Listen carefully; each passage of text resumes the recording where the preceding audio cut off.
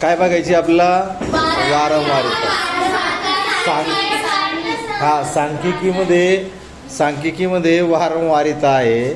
ठीक आहे, ती आपलं काय करायची आहे, समजून घ्यायची आहे. सर्व लक्ष देणार. ओके, चला मग या ठिकाणी काय आहे, या सांख्यिकी प्रकरणामध्ये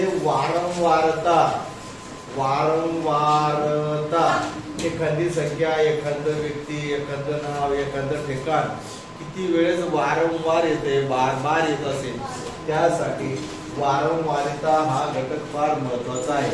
कारण एखादी संख्या किती वेळेस आली हे मोजत बसण्यापेक्षा जर या डायग्राम मध्ये, या नकाशानुसार जर आकृती दाखवली तर लगेच आपल्याला सांगता येते डायरेक्ट 131 किती वेळेस वेगळ्या 3 डायरेक्ट. ते तर मग मोजत असं 131 असं झालं. त्यामुळे यासाठी वारंवारिता हा घटक फार महत्वाचा आहे. तर ही वारंवारिता एखादी संख्या तिची मांडलेली सगळी सारणी आहे. तर या ठिकाणी गणितात काय सांगितलं की बा एका वर्गातील 30 मुलांची उंची सेंटीमीटर मध्ये दिली आहे, त्यावरून वारंवारता सारणी तयार करा. तर या ठिकाणी जवळपास या ठिकाणी जी मुलांची उंची आहे ही एवढे जवळपास किती असतील हे, तर एकदा आपण काय करून घ्यायचं, वारंवारता सारणी करत असताना लहानात लहान संख्या कोणची आहे आणि मोठ्यात मोठी संख्या कोणची एकदा बघून घ्यायचं. तर या सगळ्या गणितात आपण बघितल्यानंतर आपल्याला लहानात लहान 131 आणि मोठ्यात मोठी 140 ही संख्या दिसते. म्हणजे 131 ते 140 पर्यंत या ठिकाणी आपण अशी संख्या मांडून घ्यायच्या. या ठिकाणी वारंवारता सारणी तयार करण्यासाठी या ठिकाणी असं आहे की या ठिकाणी जे काही देऊ वापरलेला गणितात दिलेला असेल त्याचं इथं नाव घ्यायचं आणि ताळ्याचे पुन्हा एक कंटिन्यू असतंय आणि त्याच्यानंतर त्या संख्येची वारंवारता किती वेळ झाली ते या स्वरूपाचा डायग्राम नकाशा आपला वरती काढून घ्यायचा असतो. तर या ठिकाणी मग आपण सर्वात लहान संख्या घेतली 31 आणि मोठ्यात मोठी संख्या यामध्ये दिलेली आहे 140 असं मांडून घ्यायचंय.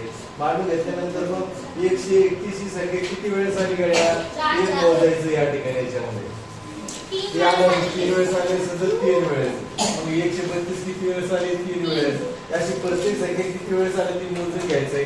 हे मोजून घेत असताना त्यांना मग या ठिकाणी तुम्ही म्हणाल की असं आडवं हे काय झालं, तर हे याच्यासाठी झालं किंवा 1 2 3 4 आणि ज्यावेळेस 5 नंबर जर येत असेल किंवा 6 असेल, 5 नंबरची संख्या 4च्या मध्ये 8 ही मांडायची असते.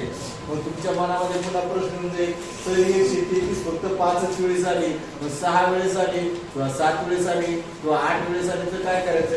समजा 6 वेळेस आली 1 2 3 4 आणि 5वी 6वी तर मांडून टाकायची. हो, अजून सर 10 वेळेस आली सर तर मग 6 7 8 9 आणि 10 कशी घेऊ आता 8 10 अशी आपल्याला घ्यावी लागेल. लक्षात आलं. जर जास्त संख्या आल्या तर हा प्रश्न पडेल तुम्हाला. तर मग या प्रमाणामध्ये मग या ठिकाणी प्रत्येक संख्या 34 3 वेळेस आलेली आहे, 135 3 वेळेस, 136 जी आहे 2 वेळेस आलेली आहे, 138 1 वेळेस, 139 3 वेळेस, 140 या ठिकाणी 5 वेळेस आली. मग त्याची जी काही वारंवारता आहे किती वेळेस आली ती आवडत दिसते. इथं 3 वेळेस आली, इथं 3 वेळेस, इथे 5 वेळेस, त्या ठिकाणी 3 वेळेस, या ठिकाणी 3, इथे 2, इथे 1, या ठिकाणी 3 आणि इथे 5. यावेळेस असं या ठिकाणी या तक्त्यात मांडून घ्यायचंय आणि याची काय करून घ्यायची, याची टोटल मांडून घ्यायची. या सगळ्यांची आपण काय करून घ्यायची, टोटल मांडून घ्यायची आहे. मग याची सर्वांची जर आपण टोटल केली, या टोटल म्हणजे नंबर येतोय याला आपण एकूण वारंवारिता जी आहे या ठिकाणी लिहायचंय. एकूण वारंवारता जी आहे ती एकूण वारंवारता n म्हणजे नंबर मध्ये आपण दाखवतो येथे टोटल येते 30. या स्वरूपामध्ये तुम्हाला अनेक गणित करायची आहे. ओके.